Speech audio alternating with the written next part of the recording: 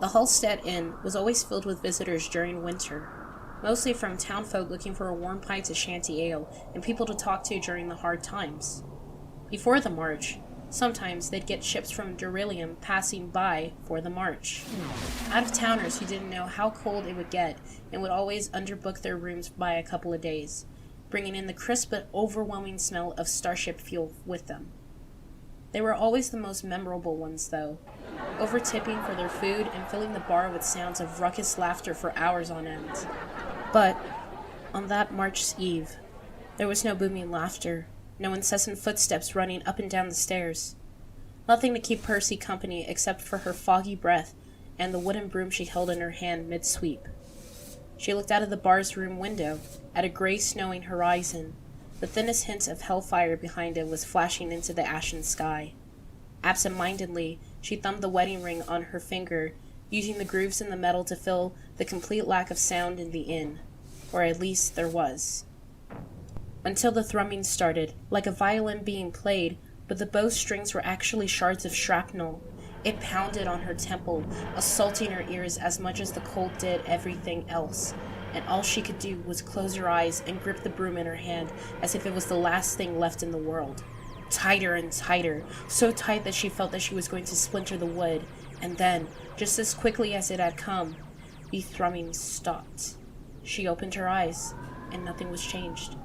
The sky was still gray and red, snowflakes floating haphazardly to the ground in the air colder than she would have liked. The pounding in her head stayed, though it was clearer and almost familiar. "Persy, can you get the door?" Her father's voice bellowed from the cellar, snapping her out of her daze. So that's why the pounding was clearer. It was coming from their inn's door. Hurriedly stashing the broom behind the counter, Persy shuffled to the inn's door and opened the door to an unusual but familiar sight. A man and a woman. The man, gaunt-looking and fiercely featured, looked nearly as old as her father, but infinitely more sharper in his red velvet suit and scarf. But his face, which struck Persy as being capable of killing a bull with a glance, was layered with hurt and sheepish expression. The woman, who looked a few years younger than him, seemed to be the source of his sheepishness. Her face was scrunched into an expression of indigence, fueled by a large fiery bush of dirty blonde hair that seemed to emanate from her head like a bad omen. Her scolding demeanor may have been due to the fact that she was wearing a sundress in the snowy weather, but Persy knew better than to question an angry customer at the doorstep. "Welcome, sir, ma'am. Come in, warm yourself," Persy said, sticking her hand out to take the man's coat, and instead received a pair of sunglasses in return. "Keep an eye on those for me, please," the man said, his expression now warm but serious. "They're quite fragile." The woman flashed a smile towards Persy, muttering a quick but earnest "Thank you," before walking past into the bar, purposely brushing past her partner with long, purposeful strides. The man sighed and let out a small groan before following her, leaving Persy standing by the door, a pair of sunglasses in hand. The doctor brought the 2 pints of butterbark to their table, which overlooked the expansive field outside, now seemingly whiter than it had seemed to be.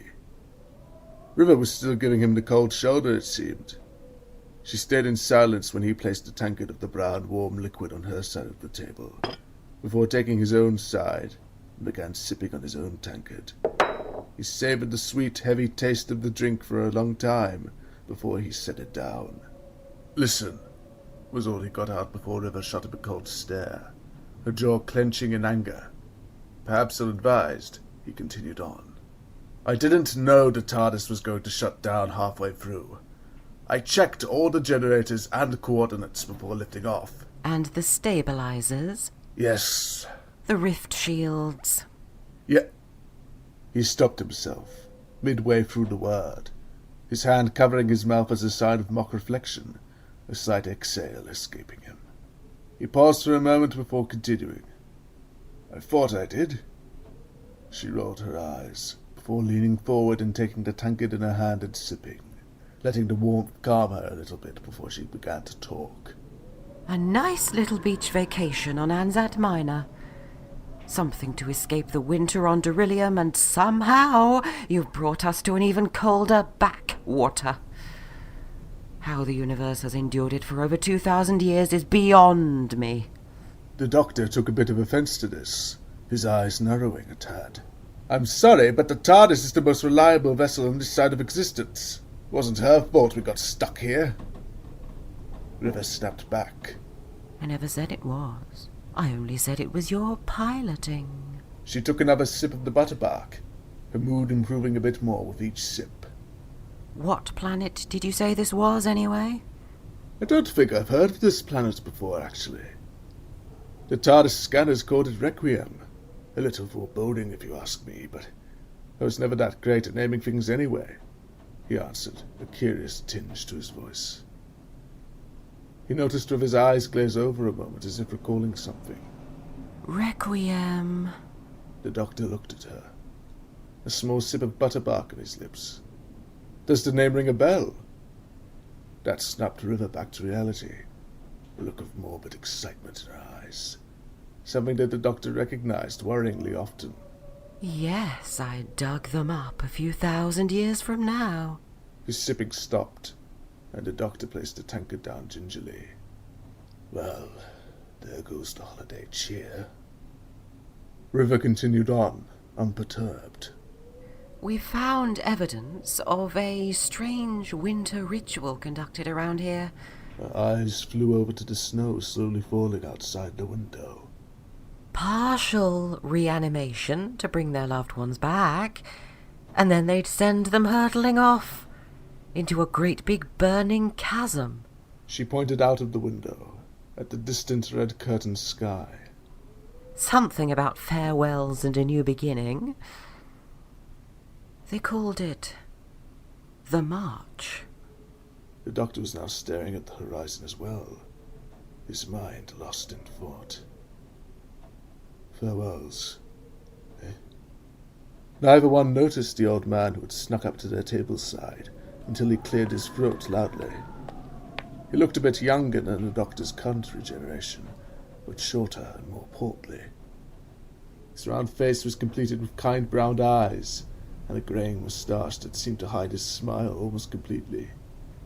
His stained jumpsuit clashed in style with his daughter's more old Terran-inspired maid outfit, a comparison that popped out more as she stood a few paces behind him. "Welcome, sir and madam!" His voice boomed, and the doctor imagined the contents of his tankard rippling with the sound. "The Halstead Inn is happy to host you for your visit. The name's Caliban, and the girl you met's my girl, Persy. Would you like to be staying with us tonight?" River shot the old man a gracious smile in response to the offer, and gave him a low Yes, please. to confirm.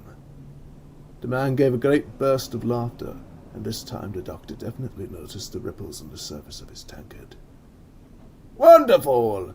Persy will get you fixed right up."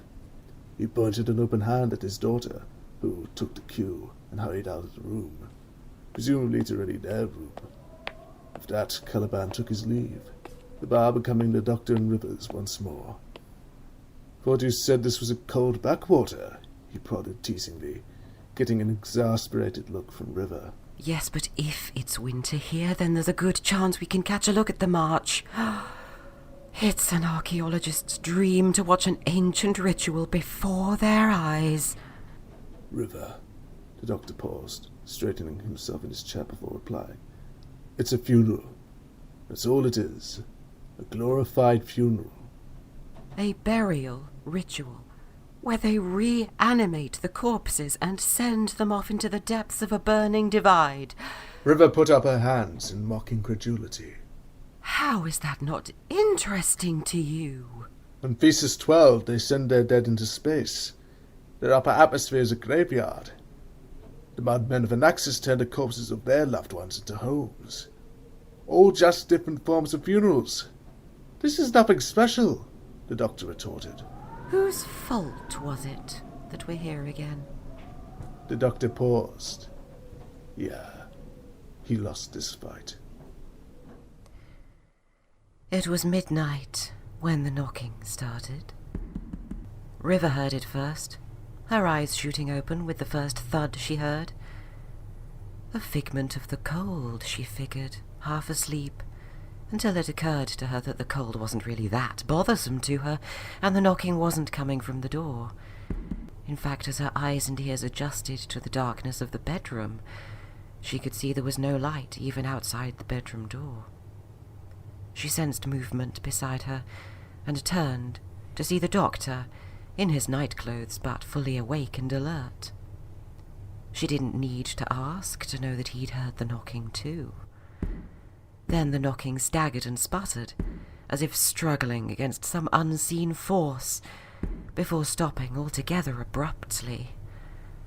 Then the room was silent again, the only sound being their controlled but loud breathing. The doctor took the first step and opened the door, leaving one dark room and entering an equally dark hallway, at the end of which was the dim light of the descending staircase to the tavern below, with River right beside him. That's when the knocking started again, but this time it felt different. River could tell. Before, it had been like frantic rapping against a door. Now it was almost as if someone was punching the floor in anger. The same rage-fueled thuds that she'd heard all too often in Stormcage. They had reached the landing at the top of the stairs when they heard the voices from below. Muffled, but barely audible enough for them to make out. You can't just keep it in here like that, Persy. He's wild. Caliban, but sounding much more distressed than he had earlier that morning, his voice shrill and tired. Him! That's him! And it's not for a long time, just till he gets better. Percy's voice replied, equally as tired but firm in tone. A sigh from Caliban. I know, love, but he's not meant to be down there. Please, it's just for a while. I'll make plans. The sound of heavy footsteps faded into the night, followed by lighter, quicker steps. They're hiding something. Everyone's always hiding something. Rules of the universe, I suppose. With that, they both descended down the flight of stairs. The tables and chairs were all stacked and draped, the entire bar-room devoid of all activity, except for the occasional flicker of snow outside the house. The knocking was still audible, but it was different again. The thuds were frantic and offbeat, almost as if whatever had been struggling was feeling joy. The joy of not struggling anymore. Of freedom and escape, whatever that was. You felt that too, didn't you? The doctor whispered, his voice a bare rasp. Yes, River replied, now suddenly and painfully aware of just how alone they felt. The hair at the back of her neck stood up, and she could see the doctor's eyes dart around the room the same way a veteran eyes ambush points in a new environment. They weren't alone anymore. She moved towards the bar counter, deftly jumping over it, her eyes scanning for a latch or trapdoor of some kind. Whatever the bar's patrons were hiding was under the tavern, which would logically have a cellar under it. Almost immediately, her eyes flew over the wooden shards and splinters littering the ground around what seemed to be a trapdoor, as if something had busted out of it. Slowly, she edged towards it, the beats of her heart and the phantom sound almost coalescing into a single droning hum. The smell of alcohol and freshly disturbed dirt wafted out from the opening in assailing waves, as if that was what had been struggling to escape from the earth. Then, right on the precipice of the opening, as she bent down to inspect the bottom, the most foul-smelling stench imaginable hit her nose, and River had to work hard not to double over from it. The stench of rotting flesh. Oh, God! River backed away from the trapdoor in a flurry, almost half crawling before finally willing her legs to fly her across the bar counter. "Doctor, TARDIS, there's something—" She cut herself off, now suddenly noticing the distinct absence of her husband in the room. In her mind's eye she heard the noise shift again, a cacophony of struggling once more, but another sound joined the mix. The doctor, gasping for breath. "River! It cried out weakly. Back from—" Was all she heard before he began fading away. Before she knew what she was doing, she found herself bolting back towards their room, each breath a sharp stab of pain. The closer she got to the room, the more the signs were apparent. Torn wallpaper, broken painting, the flight of the stairs drenched in drops of blood. At the top of the staircase she saw him, slumped over opposite the door to their room. She slid to her knees, taking his face in her hands. Warm.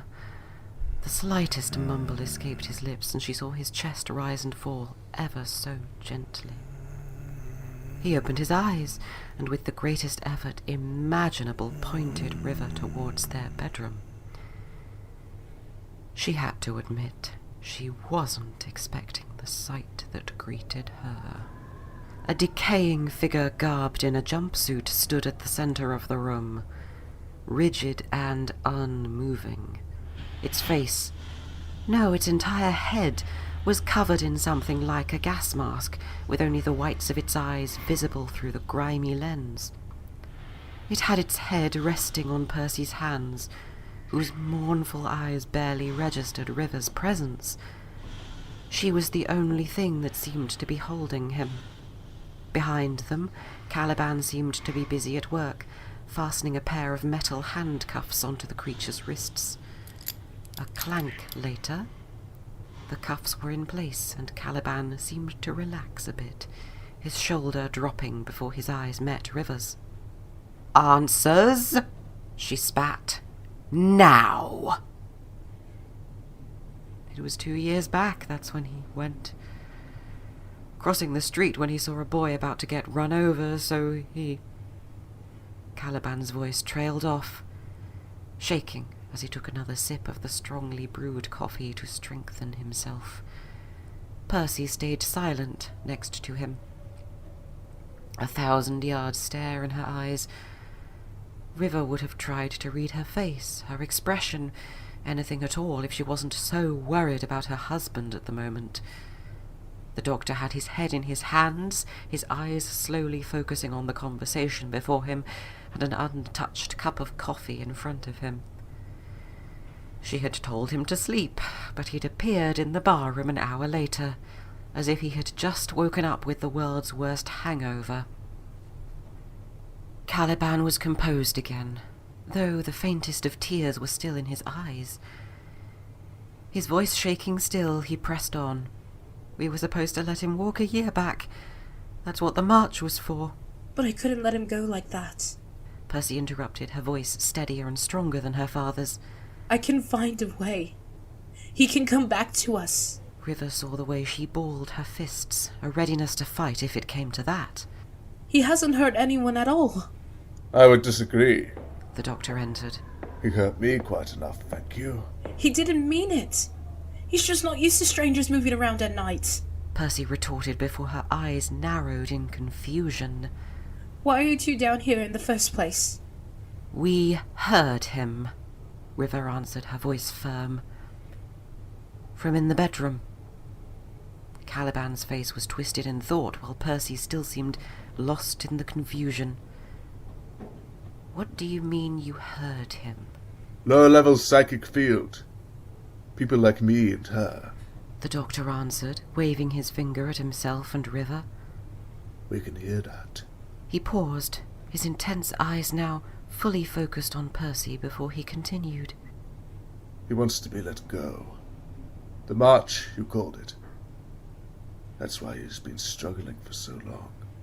Persy buried her face in her hands, a few muffled sobs escaping from in between her fingers. Caliban spoke up again, his voice a bit more hoarse. "Please, Persy. He's been here long enough. We have the day. I'll take him there." But Persy wasn't listening. Instead, her eyes were burning holes into the doctor's head.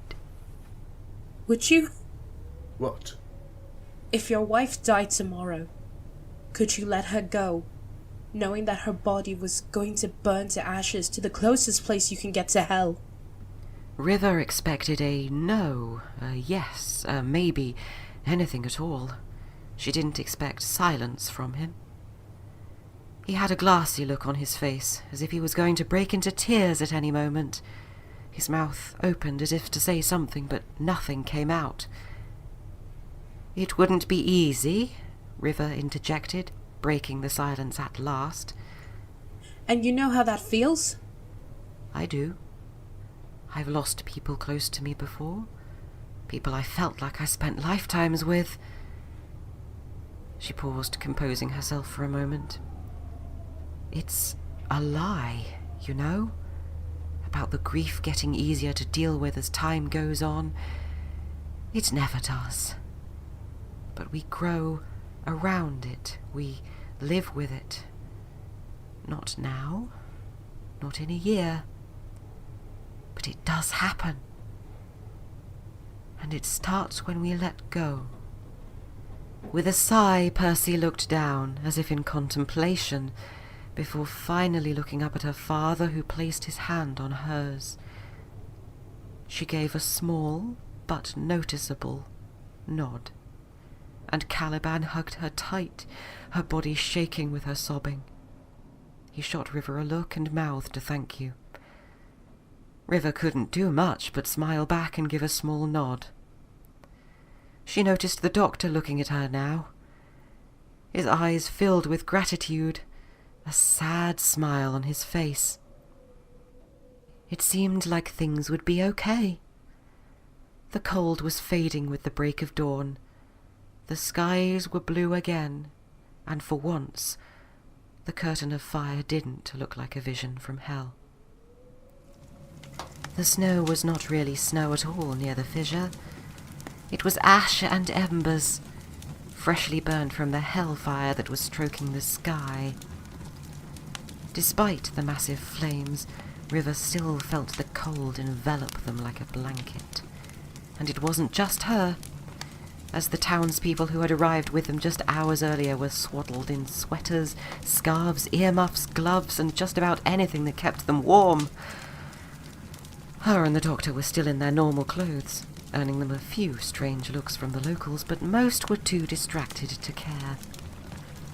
They had coffins to tow, after all. The doctor and Caliban were also quite busy, with unloading the coffin from the back of Caliban's old jalopy, a hovercraft whose formerly brilliant yellow paint job was overrun with rust, and who creaked and groaned with every slight movement. The sounds of the old hovercraft were loud, even among the presence of dozens of people, who were so silent that River would have assumed they were robots, were it not for the occasional sob or moan of grief that punctuated the cold wind. Persy stood, transfixed beside River, watching the coffin get unloaded. The ash in the wind stuck to the wet trails of tears on her face, her eyes as red as the flames behind them. Caliban approached them, the strength in his eyes battling with the tiredness. "We're ready." A small whimper escaped from Percy's mouth, and Caliban moved quicker than River could see to hold her and comfort her, the faint shimmer of tears now in his eyes. The crunch of ash and twigs alerted River to the doctor's approach behind them, his face still healing, though his walk was almost a hobble. Despite his pain, she could see the twinkle of curiosity behind his eyes and the presence of something else. Regret. Acceptance. She couldn't tell. Soon the march began. The coffins, which were propped up in the middle of the ashen fields, began opening up, one by one, with an almost sinister hiss. A moment passed as the townsfolk waited with bated breaths before the corpses emerged. They were all dressed the same, in black and white funeral clothes and the same gas mask showing nothing but the glazed whites of their eyes. One by one, they began shambling forward, their feet dragging long marks on the grey ash. Percy's husband among them. Caliban held her tightly, and River noticed Percy's sobs growing more louder and haggard. Minutes after the first body had disappeared into the grey and scarlet horizon, the first flash of yellow flame burst from the wall of red before them. The first cremation. More flashes followed, each a brilliant flash of gold, and it wasn't long before a fresh storm of ash and embers enveloped them, the breeze seemingly doing its best to drown out the sobs and cries of the gathered. River felt the doctor's hand tighten around hers, and she in turn tightened her grip on him, almost as if the breeze would have taken them both apart if given the chance.